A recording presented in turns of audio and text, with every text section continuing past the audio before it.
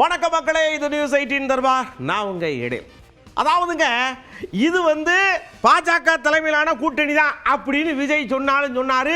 ஏகத்துக்கு விஜயை போட்டு வருவருன்னு வறுத்து எடுத்துக்கிட்டு இருக்காங்க. இன்னொரு பக்கம் எரிமலை எல்லாம் மனுஷங்களை வச்சு ஆராயப்படாது, ரோபா விட்டு ஆராய்ஞ்சா சூப்பராக இருக்கும்னு சொல்லி அதையும் விடுறாங்க. இப்படி ஏகப்பட்ட விஷயம் உலகத்தில் அங்கங்க அப்படியே நடந்துக்கிட்டு இருக்கு. வாங்க ஒன்று ஒன்றா தர்பாருக்குள்ளே எடுத்து வச்சு உங்களுக்காக கொடுக்குறோம். பார்த்து என்ஜாய் பண்ணி சந்தோஷப்படுங்க. நிகழ்ச்சிக்குள்ளே போவோம். செம்ம சீனுபா. அப்படியே பூம்பாறையில கும்மி அடிச்சு சாமி வந்த மாதிரி நாடாளுமன்றத்திலையும் கும்மி அடிச்சா சாமி வரும்னு பார்த்தா சண்டை வந்து போச்சு. இந்த அவிகளை பூரா வெளியில் அனுப்புங்க அப்படின்னு ஒரு 8-9 பேரை வெளியில் அனுப்பிச்சுட்டாங்க. அதுல பெண்கள் இருக்காங்க. கோவமாய் போய் சடசடன்னு வெளியில வந்து கும்மி அடிச்சாங்க பாருங்க. நரேந்திர மோடி அவர்களே, ப்ளீஸ் யூ ஜரண்டர் அப்படிங்கிற மாதிரி இருந்தது அந்த கும்மி.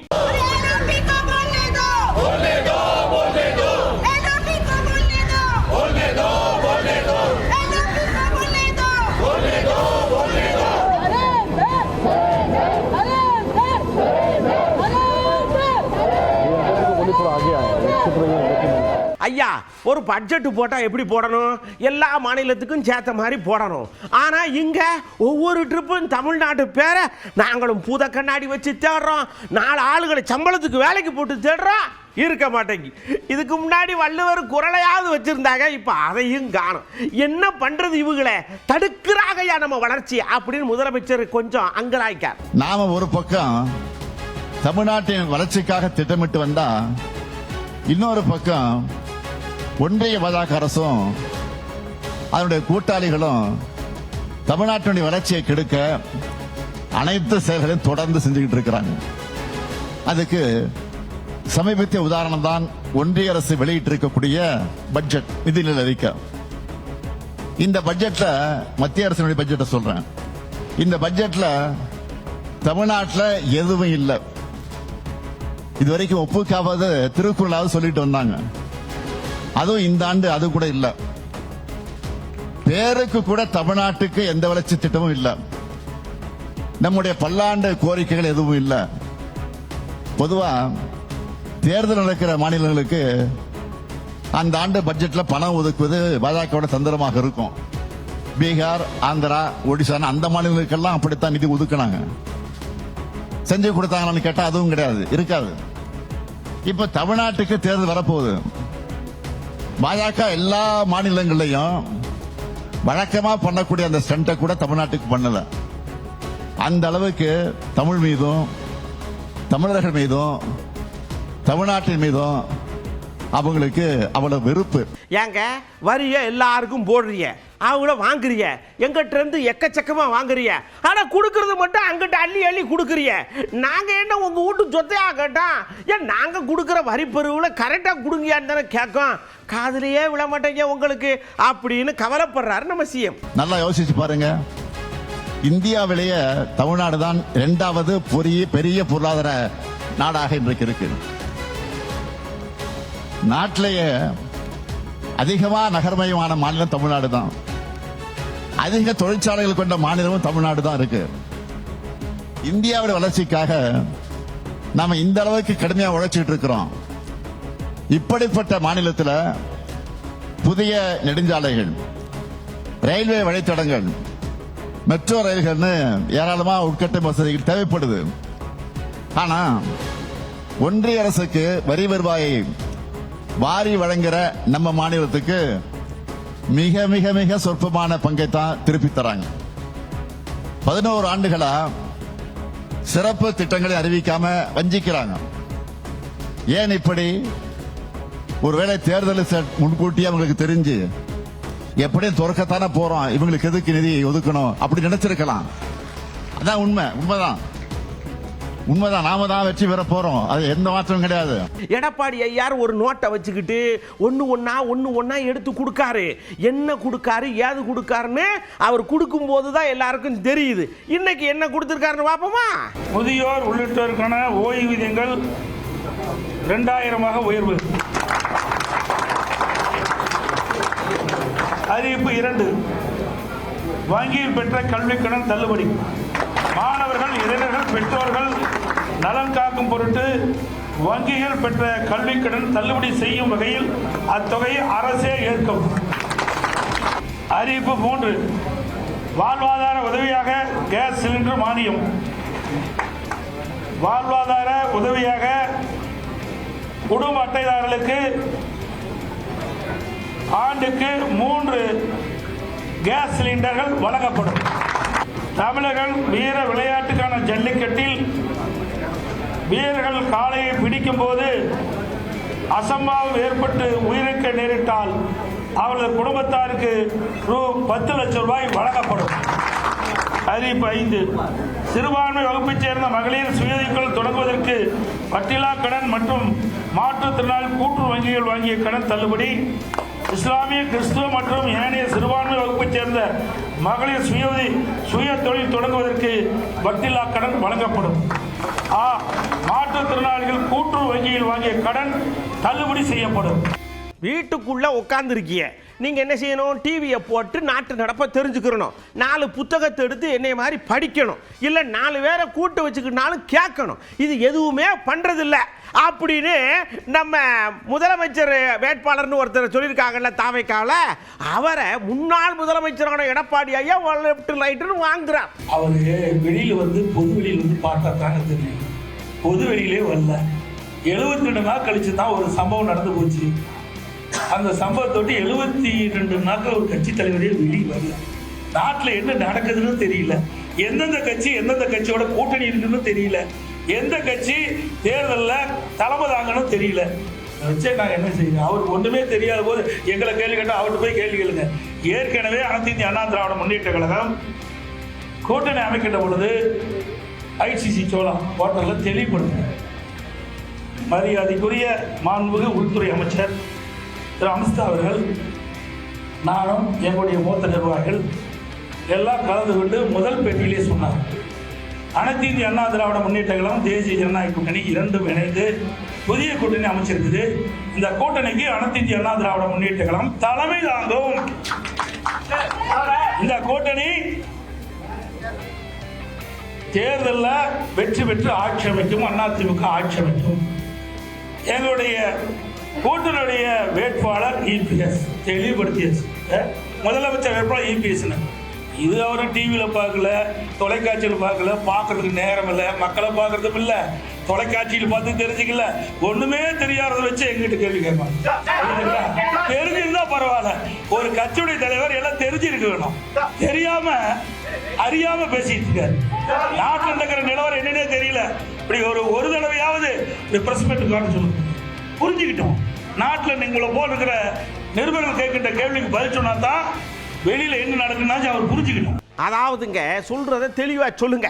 நீங்களே ஊழல்வாதின்னு முத்திர குத்துனவங்க, இங்க இருந்து அங்க போயிட்டு நான் பேர சொன்னா எனக்கு புண்ணியம் இருக்காது அப்படின்னு பேர சொல்ல மாட்டேங்க. ஆக எம்ஜிஆர் தான் ரோல் மாடல்னு சொல்றீங்க, ஊழல் பண்றவங்க எப்படி எம்ஜிஆர் ரோல் மாடலா வைக்க முடியும் அப்படின்னு ஒரு கேள்வியை கேட்காரு. எல்லாருக்கும் கொஞ்சம் கிருகிருன்னு இருக்கு, அவ்வளவுதான். ஊழல்னா என்னன்னு எனக்கு தெரியலையே. ஊழல் சக்தினா என்ன, யார் குறிப்பிட்டு சொல்றாரு? நீங்களா ஒரு கற்பனை பண்ணிட்டு இவர் தான் சொல்றீங்க. தீய சக்தி ஊழல் சக்தி யாரை குறிப்பிட்டு சொல்றாரு? குறிப்பிட்டு சொன்னதுன்னு சொல்ல முடியும். எங்களெல்லாம் ஊழல் சொல்றதுக்கு வழியே கிடையாது. மாண்பு அம்மா அவர்களை ஏற்றுக்கிட்டார். ரோல் மாடல் அம்மா பேர் சொன்னாரா இல்லையா? புரட்சித் தலைவர் எம்ஜிஆர், மாண்பு அம்மா ரோல் மாடல் சொல்லியாச்சு. எங்களுடைய அதிமுக ஆட்சி நான் முதலமைச்சராக இருக்கும்போது என் மீது ஊழல் குற்றச்சாட்டு சொல்லி நீதிமன்றம் போய் நீதிமன்றத்தில் நிரபராதின்னு வந்திருக்கிறேன். எப்படி ஊழல் சொல்ல முடியும்? யார் கூட வச்சிருக்கிறாரு? அவர் கூட அதிமுக ஒருத்தர் வெளியில் போய் அந்த யார் உங்களுக்கு சேர்ந்துருக்கான்னு தெரியும், நான் பெயர் சொல்ல விரும்பல. தாவாக்காவில் போய் சேர்ந்துருக்காரு. அவர் ஊழல் குற்றச்சாட்டு புரிஞ்சு ஜெயிலிருந்து வெளியே வந்தார். வந்தாரா இல்லையா? அப்போ யாரோட கூட்டணி வச்சிருக்காரு? ஆக எங்களை குறிப்பிட்டு சொன்னால் அதுக்கு உண்டான பதில் நாங்கள் தெளிவாக சொல்லுவோம். நிறைய பதில் இருக்குது, ஒன்றும் பதில் இல்லாதெல்லாம் இல்லை. இது பொன்விழா கட்சி, பொன்விழா கண்ட கட்சி, 31 ஆண்டு காலம் ஆட்சி புரிந்த கட்சி.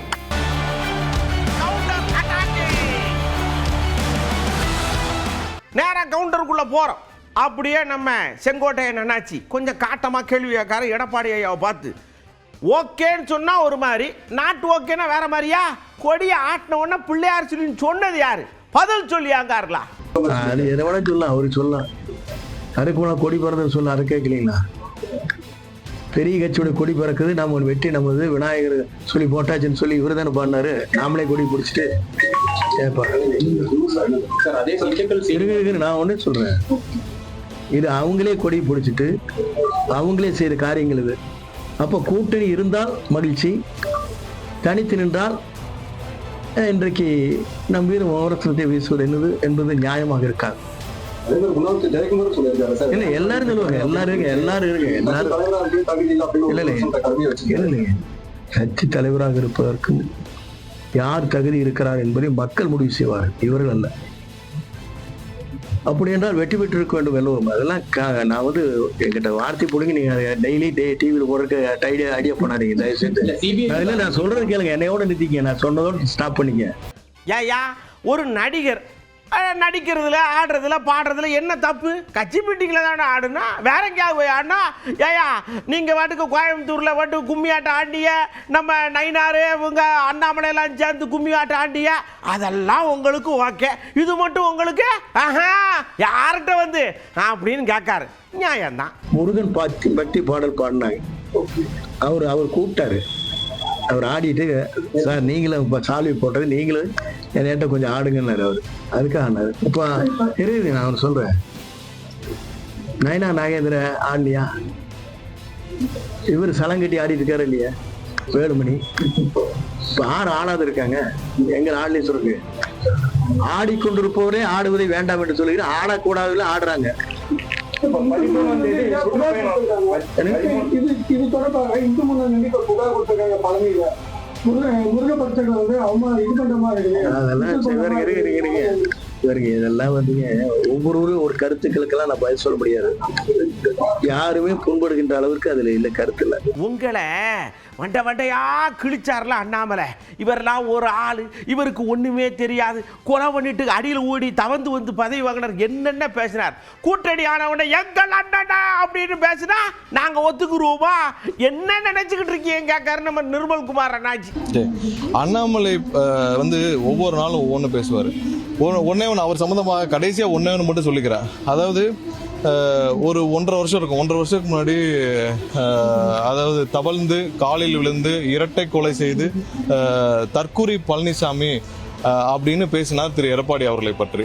இன்று அவரே போய் அவரை தான் முதல்வராக்க அண்ணன் எடப்பாடி பழனிசாமின்னு சொல்றாரு. ஸோ அவரெல்லாம் தினமும் ஒன்று பேசுகிற ஆட்களை பற்றி நம்ம எதுவும் பெருசாக பேச வேண்டாம். இவ்வளோ பெரிய ஒரு குற்றச்சாட்டு, அதை இரட்டை கொலை செய்து தவழ்ந்து காலில் விழுந்து பதவி வாங்கிய தற்கூரி பழனிசாமின்னு ஒரு மேடையில் லட்சக்கணக்கான மக்கள் முன்னாடி ஒரு யூடியூப்ல எல்லாத்துலையும் இன்னும் இருக்கு. அப்படி பேசிய ஒருவர் ஒரே வருஷத்துல போய் அண்ணன் பழனிசாமியின் கீழ் நான் வந்து அவரை முதல்வராக்க பாடுபடுவேன்னு சொல்றதை பற்றிலாம் நீங்கள் பொது வாழ்வில் இப்படி ஒரு கேவலமான நபர்களை பற்றி நம்ம பேச வேண்டாம் என்பது தாழ்மையான கருத்து. அதாவது எவ்வளவு பட்ஜெட் போட்டாலும் கலரா போட்டு அடிச்சு விட்டாலும் நமக்கு ஒண்ணு வர மாட்டேங்க ஐயா, பேப்பர்ல கூட வர மாட்டேங்க, நாம என்ன பண்றது ஏது பண்றது ஒன்னும் புரிய மாட்டேங்க அப்படின்னு இங்க இருந்து ஒருத்தர் கேள்வியை போடுறாரு, பதில் அங்க இருந்து யார் கொடுப்பான்னு தான் தெரியல. எல்லா மாநிலங்களுக்கும் தேர்தல் வரும்போது நிதிநிலை அறிக்கையில சர்ப் அண்ட் சோப்புன்னு சொல்லுவாங்க, அறிவிப்பாங்க. ஆனா அறிவிச்சுட்டு தேர்தல் முடிஞ்சோன்னு வித்ரா பண்ணிடுவாங்க. ஆனா மோடி அரசு தெளிவாக, பாஜக அரசு தமிழ்நாட்டில் எந்தவித மாற்றமும் வரப்போவதில்லை, இருக்கின்ற ஆட்சி தொடரப்போகிறது, மாண்புமிகு முதலமைச்சர் அண்ணன் ஸ்டாலின் அவர்கள் முதலமைச்சராக தொடர்வார். இந்த அடிப்படையில என்ன அறிவித்து என்ன பிரயோஜனம் இருக்கு? தமிழ்நாட்டிற்கு ஒன்றிய பட்ஜெட்ல நிதிநிலை அறிக்கையில எந்த அறிவிப்பு வந்தாலும் தமிழ்நாட்டு மக்கள் தங்களை ஏற்றுக்கொள்ள மாட்டார்கள் என்பதற்காக முழுவதுமாக தமிழ்நாட்டை நிராகரித்திருக்கிறார்கள் தான் யதார்த்தம். சில பேர் வந்து முயற்சி பண்ணுவாங்க, சரி ஏதாவது அறிவிப்போம், சலுகைகள் கொடுப்போம், அறிவிப்புகள் சொல்லுவோம், அது ஏற்றளவுலையாவது இருக்கட்டான்னு. ஆனா மோடி அவர்கள் ரொம்ப தெளிவா கணிச்சிருக்காரு, தமிழ்நாட்டுக்கு என்ன அறிவிச்சாலும் நம்ம பக்கம் திரும்ப மாட்டாங்க, அங்க இந்தியா கூட்டணி வலிமையா இருக்கு, அதெல்லாம் அறிவிக்காமே விட்டுருக்குன்னு அறிவிக்காம விட்டார். இது தமிழ்நாட்டு மக்கள்கிட்ட அங்க எடுத்துட்டு போவோம், தமிழ்நாட்டு மக்கள்கிட்ட சொல்லுவோம். அப்படியே நம்ம குஷ்புவுக்காக கோவம் வந்துருச்சு, சடச்சடன் வந்தாவ. நீங்க பட்ஜெட்டை படிக்க மாட்டீங்க ஐயா, நீங்க படிச்சு பார்த்தீங்கன்னா தெரியும், முழுக்க முழுக்க இது தமிழ்நாட்டுக்கான பட்ஜெட். இந்த பட்ஜெட் தமிழ்நாட்டை மையப்படுத்தி தான் இருக்கு, தமிழ்நாட்டை அப்படியே கீழே இருந்து மேலே தூக்கிட்டு வர பட்ஜெட் அப்படின்னு நம்ம குஷ்பு அக்கா கொந்தளிச்சு பட்ஜெட்டை தூக்கி வச்சு பேசுறாங்க. இது வரைக்கும் 0 தமிழகத்துக்கு அவங்க கொடுத்தது 0னா அவங்க ஃபுல்லாக படித்து பார்க்கணும். ஏன்னா இந்த பட்ஜெட்டில் மேக்ஸிமம் உங்களுக்கு தமிழகத்துக்கு தான் கொடுத்துருக்காங்க. இதுவே மக்கள் கிட்ட கொண்டு போய் உங்களுக்கு இதுவரைக்கும் எதுவுமே தரல. இப்போ சமீபத்தில் தாக்கல் செய்த பட்ஜெட்லயும் உங்களுக்கு எதுவுமே வரல. திமுக சொன்னாங்கன்னா எந்த அளவுக்கு திமுக வந்து மக்களை மாத்துறதுக்கு தயாராக இருக்கிறாங்க இதுல இருந்து நல்லாவே தெரியுது. மக்கள் படிச்சவங்க, தினமும் பேப்பர்ல வருது, நியூஸ்ல இருக்கு. நாங்க ஒன்றும் சொல்றதுக்கு இல்லை. நியூஸ் பேப்பர் பாருங்க, கம்ப்ளீட்டா பட்ஜெட் பாருங்க. ஒட்டுமொத்தத்துல இந்தியாவிலே இருக்கிற நம்ம நாட்டில் இருக்கிற எல்லா மாநிலத்திலையும் கம்பேர் பண்ணும்போது தமிழகத்துக்கு இன்ஃப்ராஸ்ட்ரக்சர் மூலமா எவ்வளவு கொடுக்கப்பட்டிருக்கு ஒரு தடவை பாருங்க. அதுக்கப்புறம் திமுக காரங்க கிட்ட நம்ம பேசுவோம். ஒருத்தர் கேள்வியாக்க பதில் சொல்லணும்ல, அதை விட்டுப்புட்டு இவர் ஒரு ஆன்டி இந்தியன், இவர் வளர்ச்சியில பொறாமப்படுறாரு, இவர் மட்டுமில்ல கூட்டணி கட்சி பொறாமப்படுது அப்படின்னு எதுக்கு சொல்றிய? ஒருத்தர் புக்கு எழுதினவர், ராணுவத்தில் உயர் பதவியில் இருந்தவர், அந்த புக்கில் உள்ளதானையா கேட்டு பேசுறாரு. உங்களுக்கு ஏன் வலிக்குது அப்படின்னு நம்ம ஆசிரியர், முன்னாள் ஆசிரியர், இந்நாள் சபாநாயகர் அப்பாவையா கேட்காருங்க. மாண்புமிகு பாரத பிரதமரும் சீன அதிபரும் மகாபலிபுரத்தில் சந்திச்ச பிறகுதான் பிரச்சனையே அந்த பார்டர்ல வருது. 20 ராணுவ வீரர்கள் கொல்லப்படுதாங்க. 27 பேர் பகல்காமில் நம்ம சுட்டு கொல்லப்படுதாங்க. அந்த சுட்டு கொண்டவங்களை இதுவரை யாரும் நீ கண்டுபிடிச்சிருக்கீங்களா? 5 அடுக்கு பாதுகாப்பு உள்ள இடத்துல சுற்றுலா வந்த பயணிகள் 27 பேர் சுட்டு கொண்டு இருக்கு. 100 மீட்டருக்கு ஒரு இடத்துல போலீஸ் பூத் இருக்கு. இதெல்லாம் தாண்டி அங்கே எப்படி போனாங்க? அதுக்கு பதில் சொல்லலைன்னு இதுவரை சரியாட்டு. அதே போல் இந்த பார்டரில் என்னெல்லாம் நடக்கணும்? நம்ம பிரம்மபுத்திரா நதி பாயிற இடத்துல மறைச்சி சைனாவில் மிகப்பெரிய அளவில் நீர்வீழ்ச்சியை உருவாக்கி நீர்மின் திட்டம் தயாரிக்கிறதுக்கு ஏற்பாடு பண்ணுறாங்க. அதன் மூலம் பெரிய பாதிப்பு. நான் நினைக்கிறேன் சிக்கிமோ மணிப்பூர் அந்த மாநிலத்தில் உள்ள ஒரு பிஜேபி எம்எல்ஏ சொல்கிறாரு, இதனால பெரிய பாதிப்பு. அரசு கவனம் செலுத்தலையே. நீங்க 20 பேர் நம்ம ராணுவ வீரர்கள் இறந்ததுக்கு சைனாவை கண்டிச்சு நம்முடைய பாரத பிரதமர் வரை அறிக்கை விடலையே. இப்படி தொடர்ந்து ஏதாவது பண்ணா நாங்க பேப்பரை கழிச்சு சரட்டுன்னு எரிவோம்ல, அப்புறம் எரிதாகன்னா அப்படின்னு கனிமொழியாக்காக நேற்று 8 எம்பிக்கள் தமிழ்நாட்டை சேர்ந்த சு வெங்கடேசன் அவர்கள் உட்பட, மாணிக் தாக்கூர் அவர்கள் உட்பட 8 எம்பிக்கள் நேற்று சஸ்பெண்ட் செய்யப்பட்டிருக்கிறார்கள். எல்ஓபி பேச எழக்கூடிய ஒவ்வொரு நேரத்திலும் அது தடுக்கப்பட்டு அவருடைய உரையை அங்கே பதிவு செய்ய முடியாத ஒரு சூழல் இருந்ததால் தான் அத்தனை பேரும் ஒரு அமளியில் ஈடுபட வேண்டிய ஒரு சூழல் உருவாகி அப்படியே சடக்குன்னு தனது கன்னி பேச்சை அப்படியே எழுந்து ஆரம்பிச்சார்ல கமல். அப்படியே வாயிலிருந்து வண்டையா தமிழ் அப்படியே சும்மா வாண்டையா வருது, கவிதையா வருது. என்ன ஒண்ணு நமக்கே கொஞ்சம் நோட்ஸ் எடுக்கணும், அங்க இருக்கவே சுத்தம் அப்படித்தான். உங்கள் இஷ்ட தெய்வங்களை வேண்டிக் கொள்ளுங்கள், பகுத்தறிந்த தமிழ்ச்சித்தன் கூற்று இது. வினை உம்மை சுடுக என்றும் எங்கள் நாடு நீடூழி வாழும். வினை உம்மை சுடுக ஓட்டப்பம் வீட்டை சுடுக, வந்தீர் வென்றீர் செல்வீர். இது உலக நியதி, அரசியல் நியதியும் கூட.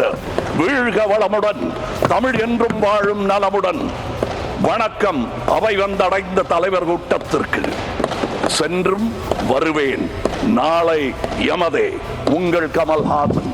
ஜெயஹிந்த். நாங்க செஞ்ச திட்டத்தையே எடுத்துக்கிட்டு நாங்க 500 ரூபா செஞ்சோம்னா 1000 ரூபாய் ஏற்றி வச்சு செய்ய போறோம் செஞ்சுக்கிட்டு இருக்கிறத ஏன் செய்ய போற? புதுசா யோசியா உக்காந்து அதை விட்டு ஏன் போட்டு எங்களை போட்டு ரோதனைய வாங்குற அப்படின்னு காட்டமா கேட்காரு எடப்பாடி ஐயாவை. கேப்பார்லங்க ஒருத்தர். இல்ல டெய்லி அவர் 5-6 வாக்குறுதிகளை சொல்லிட்டே வர்றாருன்னா அப்போ இந்த அரசு செய்கிறது அவர் சொல்லிட்டு இருக்காரு. இந்த அரசு அதை செய்து கொண்டிருக்கிறது. அதில் வித்தியாசம், ஒரு அமௌண்ட் தான் கொஞ்சம் வித்தியாசம் இருக்கிறது. ஆனால் இந்த அரசு அந்த திட்டங்களை செயல்படுத்தி இருக்கிறது. நம்ம அண்ணியாரு அப்படியே வணக்கம் தம்பிடா அப்படின்னு சிரிச்ச மாதிரி டீ காப்பிலாம் குடிச்சிடா. ஆமா, கூட்டணியை பத்தி இப்போ சொல்றதுக்கு இல்ல, கொஞ்ச நாள் கழிச்சு சொல்லுவோம். டைம் இருக்கு தம்பி, போயிட்டு வாங்க அப்படின்னு அண்ணியார் அனுப்பிச்சு வச்சிட்டாங்க. தமிழ்நாடு முழுக்க இருக்கின்ற அனைத்து பூத் கமிட்டிகளையும் நிறைவு செய்து BL2 ஃபார்மை கலெக்டர்கிட்ட கொடுத்து எல்லா இடத்துலையும் பூத் முகவர்கள் அமைப்பு மிக சிறப்பாக பணியாற்றி இருக்காங்க. எனவே தேமுதிக தமிழ்நாடு முழுக்க பூத் கமிட்டிகளை அமைத்து தேர்தலுக்கு நாங்கள் தயாராக இருக்கிறோம். இன்னைக்கு இருக்கின்ற 2 பெரிய கட்சிகள் அவங்களுடைய கூட்டணியை இன்னும் இறுதி செய்யலை. அப்படி எல்லாமே இருக்கிறப்போ தேமுதிகவை மட்டும் ஏன் தொடர்ந்து இந்த கேள்வி கேட்குறீங்கன்றதான் எனக்கு புரியல. நான் பல முறை சொல்லிட்டேன். உரிய நேரத்தில் உரியபடி நாங்கள் அறிவிப்போம். எங்கள் மாவட்ட கழக செயலாளர்களை ஆல்ரெடி கலந்து ஆலோசிச்சிருக்கோம். அவர்கள் விருப்பம், நிர்வாகிகள், தொண்டர்கள் விருப்பத்தின்படி தேமுதிக இந்த வாட்டி நிச்சயமாக ஒரு மகத்தான கூட்டணியை அமைப்போம் என்பதை மட்டும் இப்போ நான் சொல்ல கடமைப்பட்டிருக்கேன்.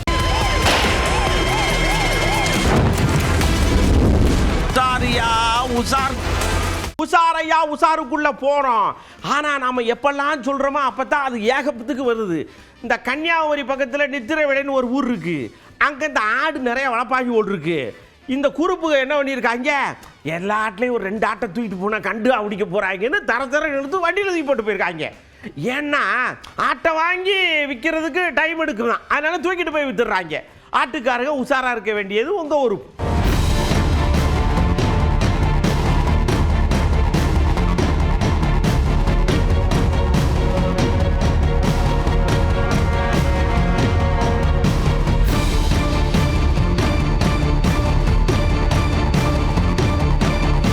அப்படியே குளிர் ஜாஸ்தியா இருக்கு. இந்த டைம் மக்கள்லாம் வெளியில வர மாட்டாவ, நல்லா இழுத்து போத்தி தூங்குவாங்க. எர்ரா டெம்போ வேணும்னு வேலூர்ல டெம்போ வேணும் எடுத்துட்டு போய் ரோட்ல கடந்த மாடு, சைட்ல கடந்த மாடெல்லாம் அள்ளிட்டு போயிருக்காங்க. இனிமே இந்த ஆடு மாட்டுக்கெல்லாம் ஜிபிஎஸ் கருவியை வாய்க்குள்ள போட்டு விட்டுறணும்னு நினைக்கிறேன்.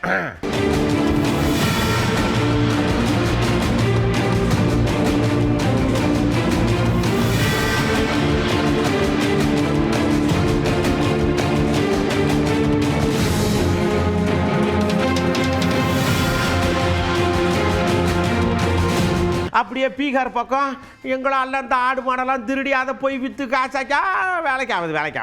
அதை விட சைக்கிளை எடுத்துகிட்டு போனோம்னா சடக்குன்னு வித்துடலாம் அப்படின்னு இங்கே ஒருத்தர் சைக்கிளாக ஆட்டையை போட்டு போயிருக்காரு. இப்போது மாட்டுக்கு ஜிபிஎஸை வாயில் ஓட்டோம், சைக்கிளுக்கு எங்கே ஓடுறது தெரியலையே.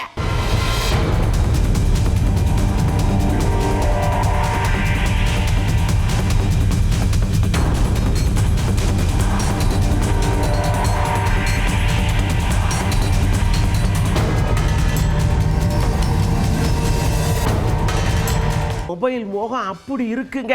டெல்லியில் ஒரு ஐயா ஆக்சிடென்ட் ஆகி கீழே கடக்கார குத்துயிரும் கொலையிருமா. 2 பேர் வந்தவங்க அச்சோ இப்படி கடக்காரேன்னு போய் சடக்குன்னு மொபைல் போனை தூக்கிட்டு வந்துட்டான்.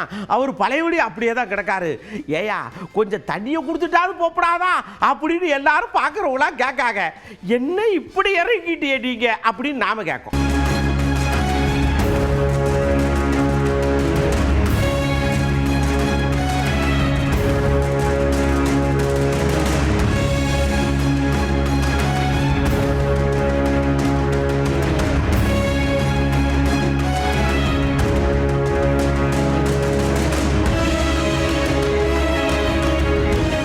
தர்பார்ல உங்களுக்கான விஷயங்கள் நல்லா இருந்ததா, பிடிச்சிருந்ததா, நல்லா பார்த்தீங்களா?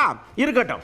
அதே மாதிரி அடுத்த தர்பார் ஏகப்பட்ட விஷயத்தோட நான் உங்களை சந்திக்கிறேன். அதுவரை உங்களிடமிருந்து அன்போடு விடைபெற்றுக் கொள்வது உங்கள் அன்பு நண்பன்களில் வணக்கம் மக்களே.